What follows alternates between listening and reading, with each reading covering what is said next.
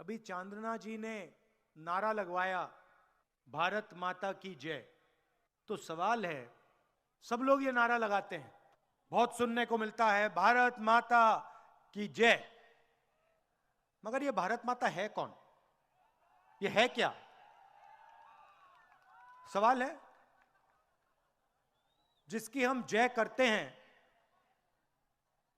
सब लोग करते हैं, मैं करता हूं, आप लोग करते हो, सब लोग करते हैं। तो ये भारत माता ये है कौन? देखिए, ये भारत माता ये धरती है, हां ना हैगी? ये भारत माता इस देश के लोग हैं आप सबके भाई बहन, माता पिता, गरीब लोग, अमीर लोग, बुजुर्ग लोग, सारे के सारे जो लोग हैं जिनमें ये आवाज गूंजती है भारत माता की, ये भारत माता है। सही? तो मैंने सिर्फ एक सवाल पूछा है।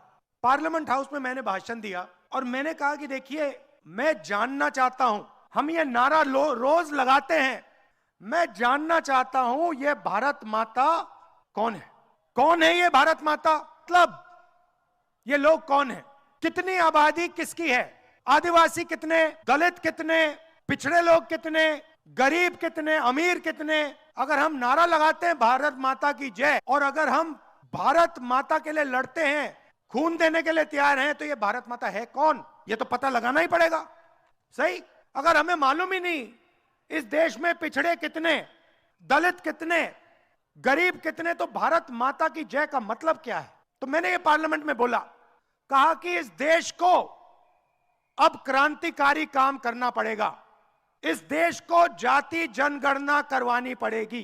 क्यों? मैं आपको बताता हूं।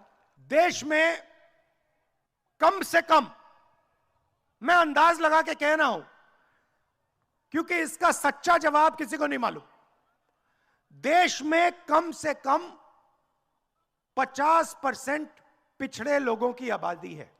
उनको आप पिछड़ों कह दो, उनको आप ओबीसी कह दो, उनको आप देश की रीढ़ की हड्डी कह दो, उनको आप मजदूर कह दो, किसान कह दो, देश को रोजगार दिलाने वाले लोग कह दो, जो भी आप कहना चाहते कह दो, मगर कम से कम उनकी आबादी 50% है।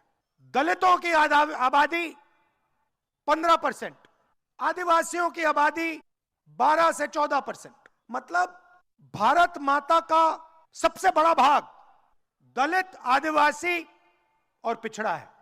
अब देश में सब लोग भारत माता की जय नारा लगाते हैं, मगर देश को चलाने में भागीदारी ना पिछड़ों की है, ना दलितों की है, ना आदिवासियों की है। ये सच्चाई है।